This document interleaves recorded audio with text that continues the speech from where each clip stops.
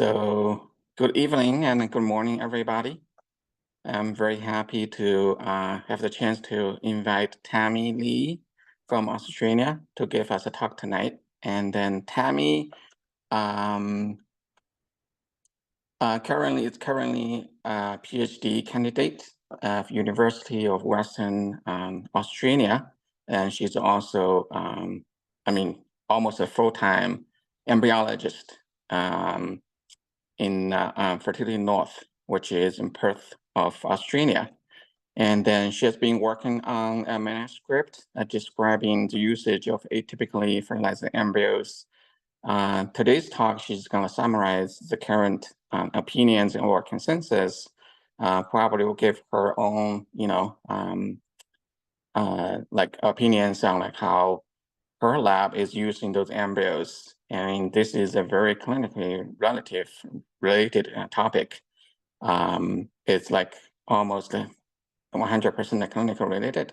And then I guess a lot of people are going to be interested in like how the other people are going to use those embryos. So I think it's like a really good topic for us to hear some opinions and share everybody's own opinion. And at the end, Tammy is going to share some information about the IVF, the current status of IVF in Australia, which will be like a very exciting for us to know because, Australia seems to be like so far and we don't really know much about what's going on over there. So tonight is going to be a really good chance for us to know something about IVF in Australia.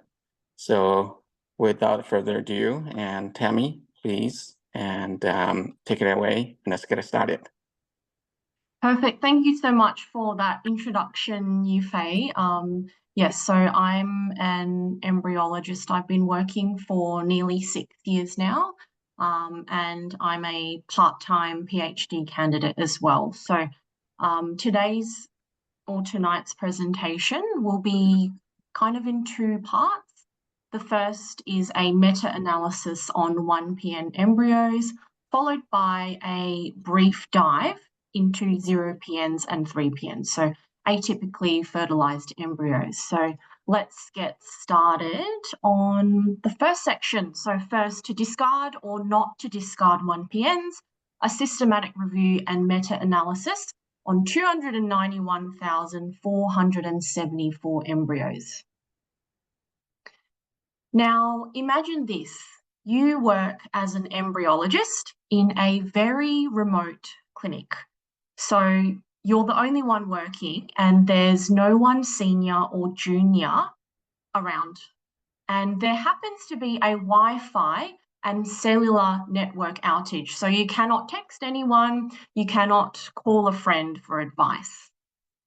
So a 45-year-old oocyte provider and 49-year-old sperm provider has come through for their 8th ICSI cycle. Bit of background on them. They've had lots of failed fertilizations before, and they do not have any embryos in storage. 3 eggs were collected. They were all mature, and you did the ICSI. So the ICSI went smoothly considering the egg quality. And next morning, you see the following. You see 2 degenerate eggs and 1PN embryo. Now, what do you do in this situation? Do you A, culture until the blastocyst stage and biopsy the 1PN if it's suitable for PGTA? B, culture until blastocyst, freeze the 1PN untested for backup? C, culture till blastocyst, transfer the untested 1PN. And keep in mind, you're not 100% sure, will it even form a blastocyst or not? D, do you transfer the 1PN straight away on day 1 after checking for fertilization? E, discard all embryos, or F, you're not too sure. Now, I'll give you a moment to think about what you would do. So don't, I guess every clinic has their own policy, but in this situation, what would you do? You can, remember your answer, and I'll give you the results of what 100 embryologists thought of. I presented this in a national scientific meeting. So you can compare your results. I'll show you later what 100 embryologists thought. So let's get started on the presentation. So typical 2PN fertilization, what we're looking for in the lab for typical fertilization after the extrusion of the second polar body and appearance of two pronuclei, one from the sperm and the other from the egg. This signifies typical fertilization.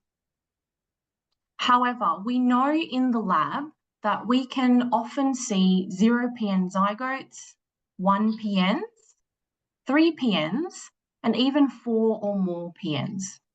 Now, these atypically fertilized embryos can often be discarded as they have a high risk for chromosomal abnormalities compared to 2PNs.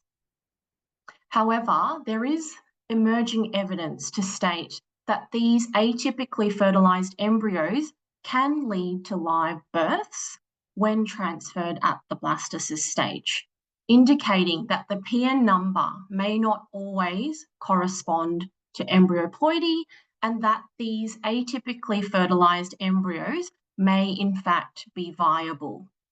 Now, the meta-analysis will focus on 1PN embryos as indicated by the color orange throughout this presentation.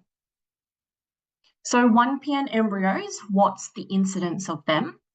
It has been reported that in IVF, 4 to 8% of zygotes, and in ICSI a little bit lower, 2 to 5%. Now, what do scientific society guidelines state about the use of 1PN embryos? The ESHRI guidelines for good practice in IVF laboratories do not recommend the use of 1PN embryos. The Istanbul Consensus, published in 2011, does not comment on the use of 1PN embryos. However, the updated Istanbul Consensus, which is unpublished at the moment but is still available for a read, says that the clinical use should be governed by an internally approved policy.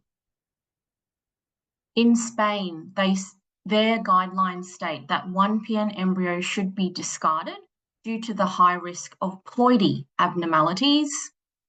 And in India, their guidelines say they might be considered clinically if deemed euploid by PGTA.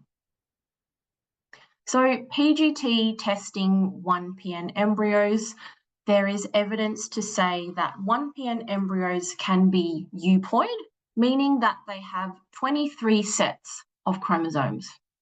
However, not all platforms can test for diploidy. So not all PGTA platforms can test for diploidy, so the ploidy status, whether it's haploid, tetraploid, or triploid, and so on. And if we go a step further, not all platforms can test on top of diploidy by parental inheritance. So whether the 23 chromosomes are from the egg and the other 23 from the sperm. So this is important as to rule out uniparental diploidy. So although there's quite a lot of literature on 1PN embryos, the developmental and clinical prognosis of 1PN embryos has not been systematically evaluated. And therefore, a meta-analysis is warranted by combining many small studies. We'll be able to identify patterns, increase statistical significance, and give more precise estimates. So that leads on to the aim of the study, which was to elucidate the developmental, clinical, and neonatal outcomes of 1PN embryos compared to 2PN embryos. Now, again, the 1PN is represented in orange and blue for 2PNs. So this systematic review and meta-analysis was registered with Prospero and reported following the PRISMA criteria. Keywords were searched on the 6th of March this year on multiple databases and the search was not limited by the publication date, publication type, document type, or language. From here, 2 independent reviewers screened these studies, and any discrepancies were resolved with the involvement of a 3rd reviewer. From here, we used a fixed effect model. Our inclusion criteria were retrospective and prospective studies with a 2PN comparison group, both IVF and or ICSI insemination methods, any age and number of attempts of the oocyte provider, and with or without blastocyst stage PGTA.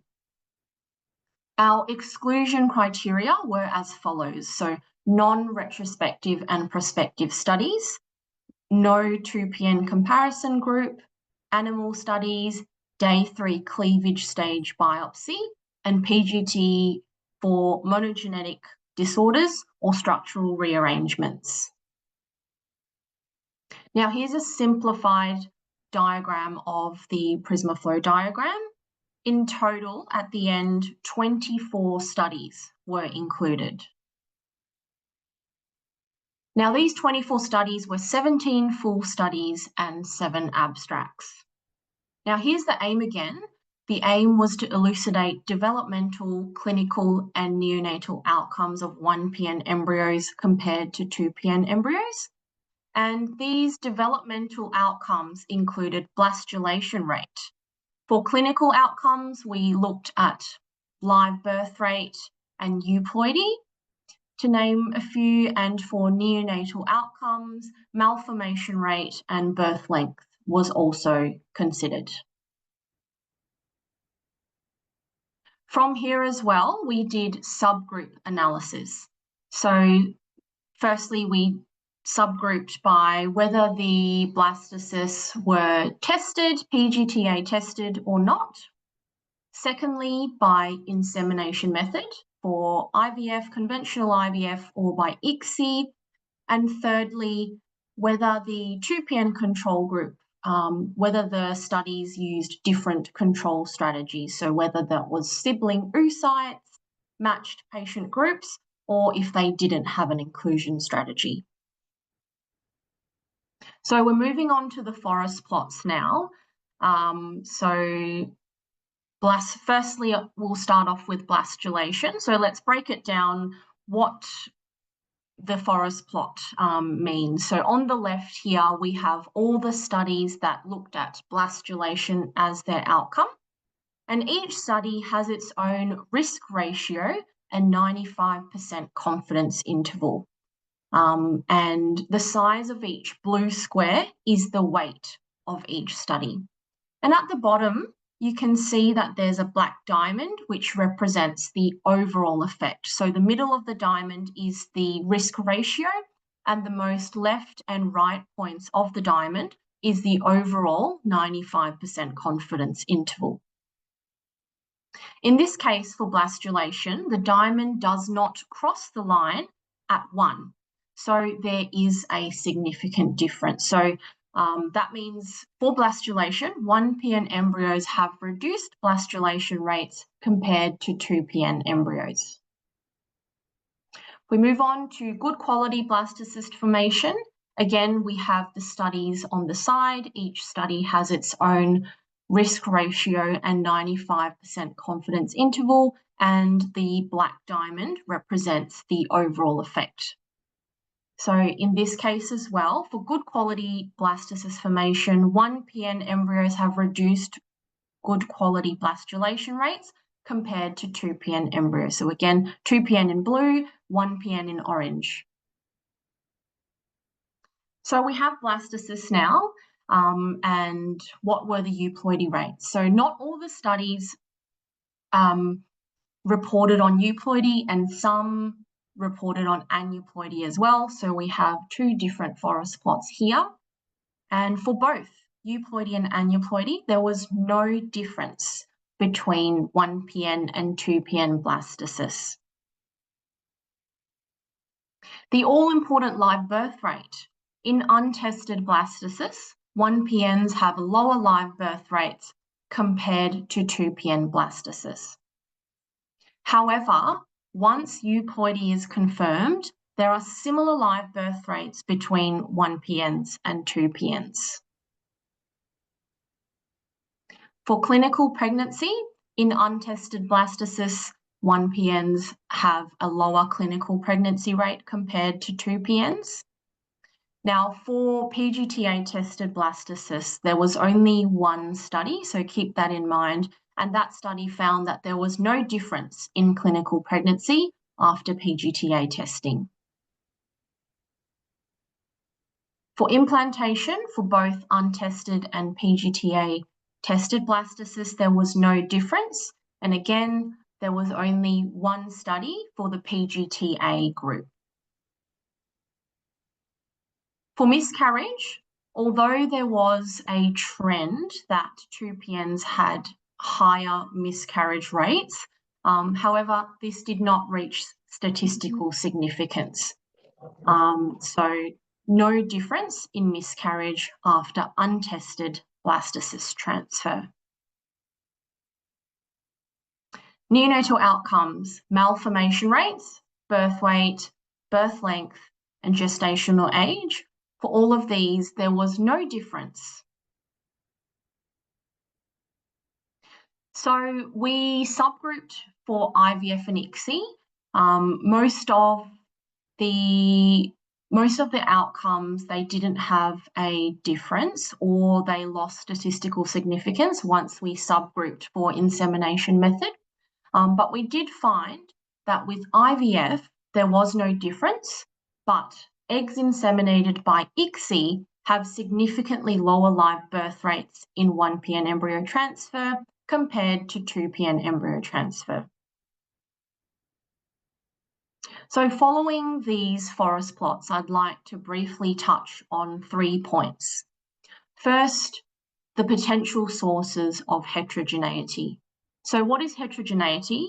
Heterogeneity are differences between the studies that are not due to chance. So in other words, the diversity between studies.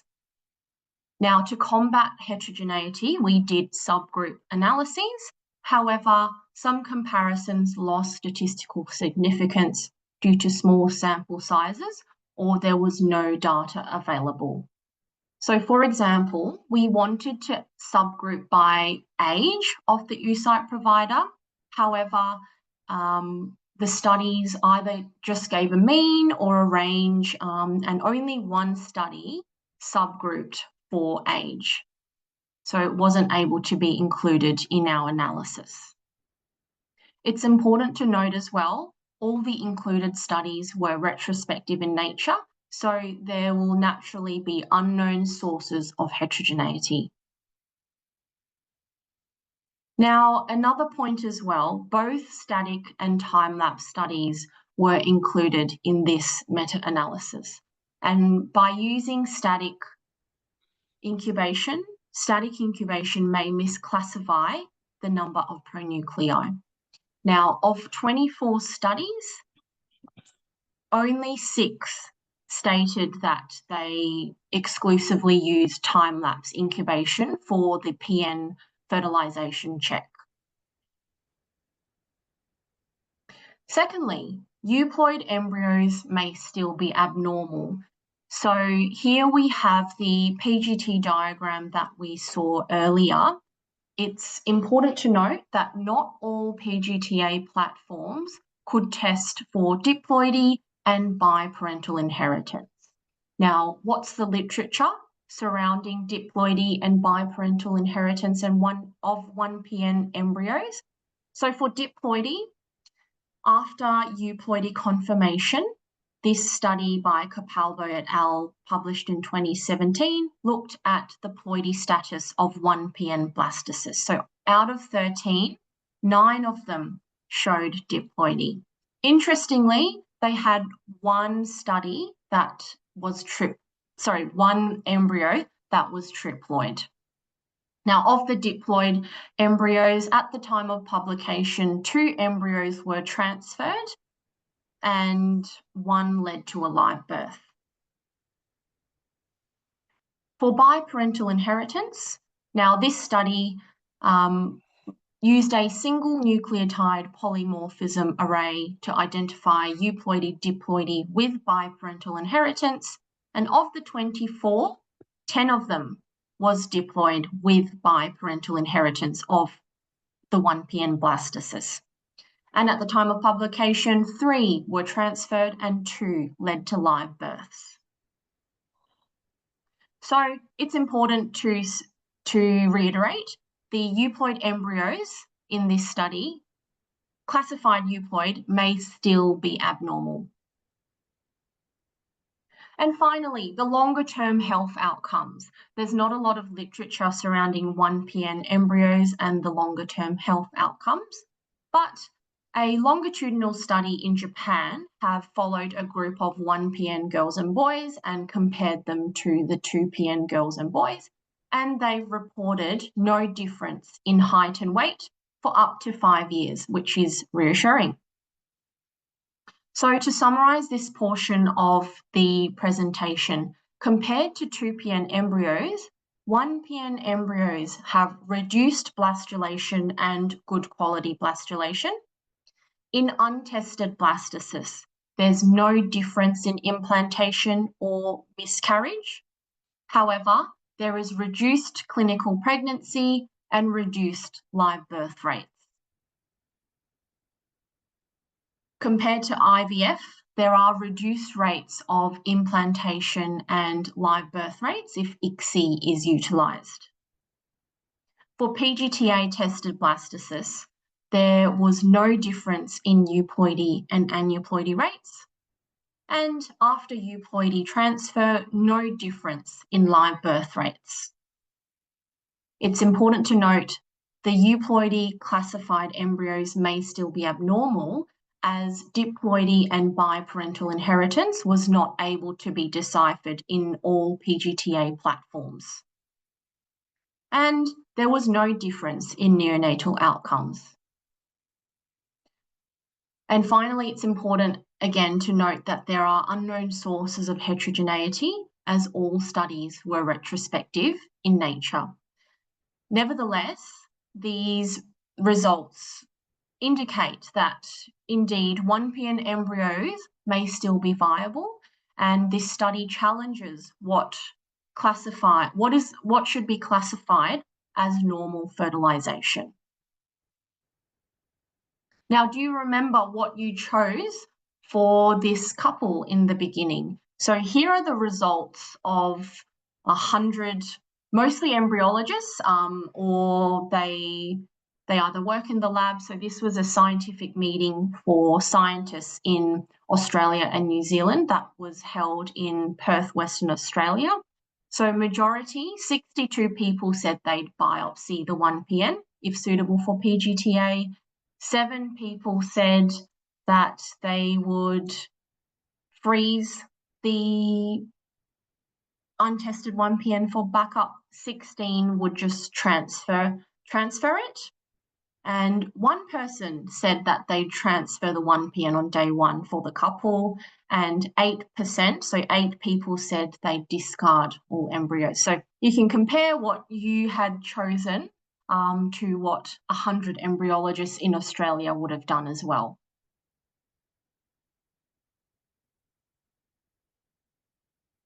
Okay, so we'll move on now to a brief dive into 0PNs and 3PNs. So here's our atypically fertilized embryos. So we'll do a brief dive into 0PNs now, represented in the colour grey, as the colour grey. So going back to our 1PN meta-analysis, of the 24 included studies, actually 11 of these included 0PNs in their analysis as well as 1PNs. So we didn't do a meta-analysis on 0PNs, but this is what those studies have found and what other recent studies have reported on. So a recent study published this year found similar blastulation rates of 0PNs compared to 2PNs. And a couple of studies also noted that IVF leads to higher blastulation compared to ICSI. So of all IVF inseminated eggs, nearly half, so 47.7 of IVF inseminated eggs blastulated, whereas this rate decreased with the use of ICSI to 32%. Now, studies have reported similar euploidy and biparental diploidy rates between 0PNs and 2PN blastocysts. So this study by Yin et al. In 2016 did not find a significant difference. And this study as well did not investigate biparental diploidy, so only looked at euploidy rates. This study by Destuni et al. In 2018 looked at biparental diploidy rates and didn't find any statistical significance, but their patient cohort were PGTM patients. For implantation rates after untested frozen blastocyst transfer, Lee et al. In 2015 reported similar implantation rates. Now, this study that I'm going to show two graphs, one representing IVF and the other from ICSI. So this is from Hondo et al. In 2019. They compared 2PNs, 1PNs, and 0PNs. So firstly, in IVF, not sure if you can see my mouse, but we have clinical pregnancy rate, live birth rate, and miscarriage rate. So on first glance, you can see that the clinical pregnancy and live birth rate seems to follow a trend, and that the 2PN group, represented by the blue bar, is the highest group.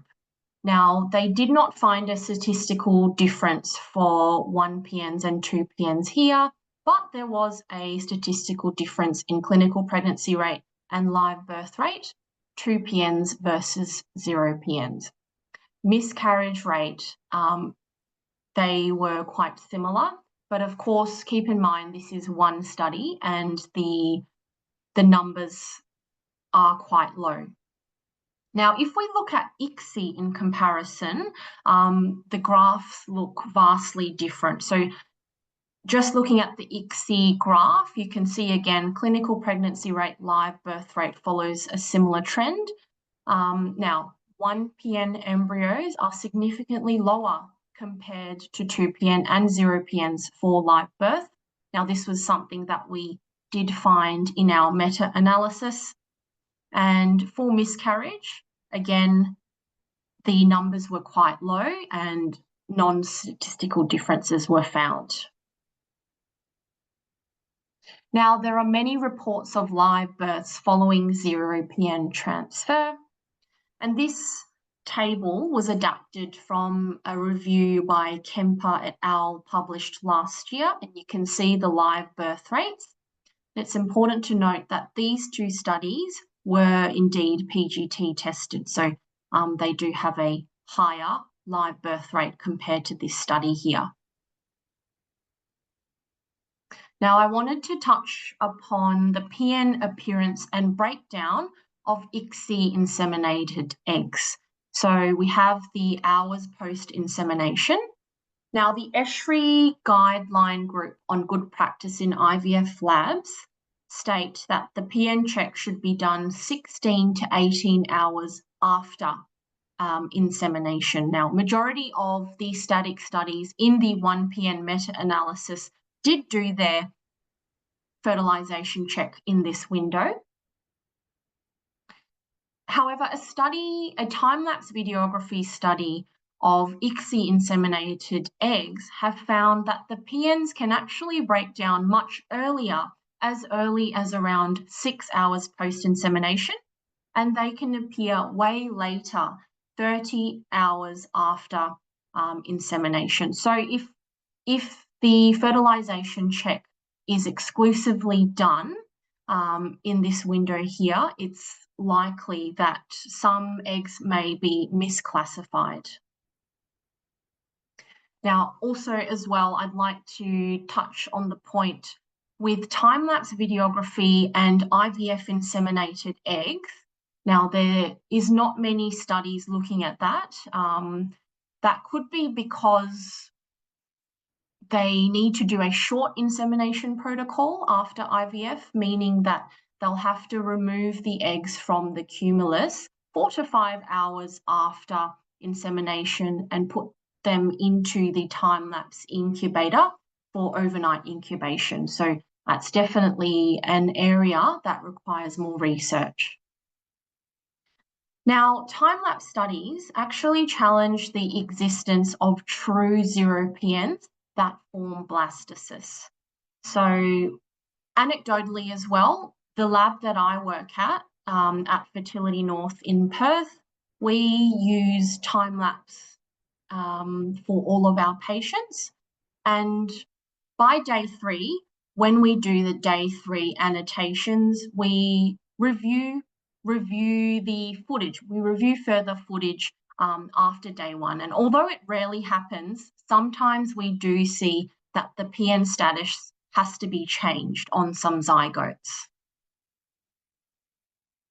Now, moving on to 3PNs. Now, here we have 3PNs, obviously 3 pronuclei. There's also emerging evidence on 2.1 PNs, so they're also called micro-PNs in the literature. You can see there are 2 large PNs and a third smaller PN there. So we'll go through some of the data of 3 PNs and 2.1 PNs. Firstly, 3 PNs, there isn't a lot of literature, but there is a live birth case report. So in this case report it was a poor prognosis patient, and this image is directly from the publication, and this was the 3PN in question. So this patient also had some 2PNs, but this particular 3PN underwent day 3 biopsy, so comparative genomic hybridization array to test for euploidy. Now, the results were back by day 5, and from the cohort of embryos, the only euploid embryo was their 3PN. And it was a hatching blastocyst on day 5, diagnosed as euploid. It was transferred and led to a live birth.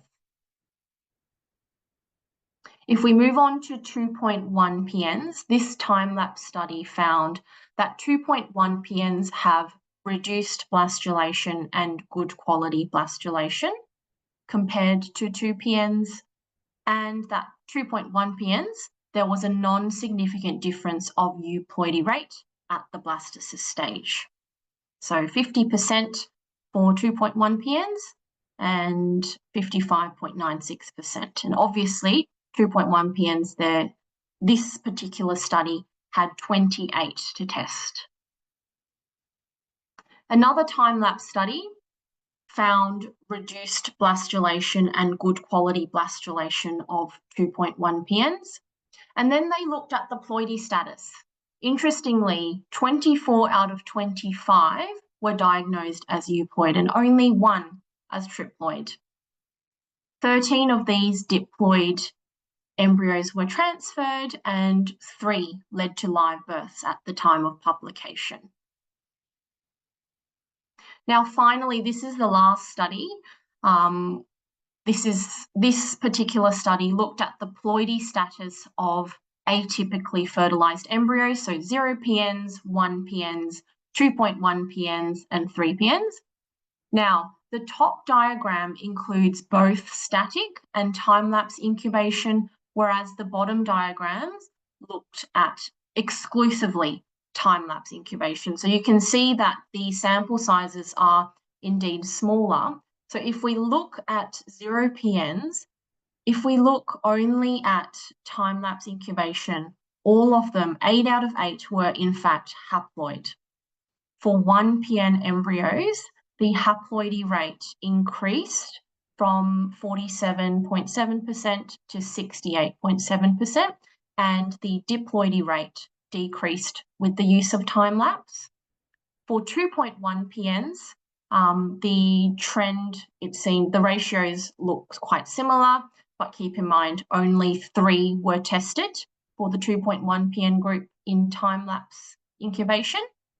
And finally, for 3PNs, you can see that the triploidy rate increased from 74.1% to 87.5% when time-lapse was used. So to summarise 0PNs and 3PNs, static incubation may misclassify 0PNs, and time-lapse studies challenge the existence of true 0PNs that form a blastocyst. 2.1 PN embryos may have better outcomes than 3PNs. And blastocyst culture is a good selection strategy for embryo selection for atypically fertilized embryos. However, more robust evidence is required by systematic review and meta-analyses of 0PNs, 3PNs, and 2.1 PNs.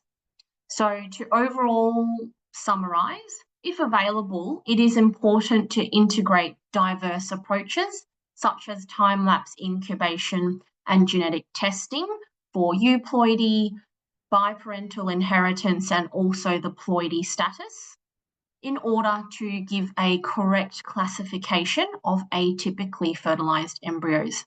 And from here, this will lead to better embryo utilization, which is especially important for poor prognosis patients who may not have a large cohort of embryos to choose from.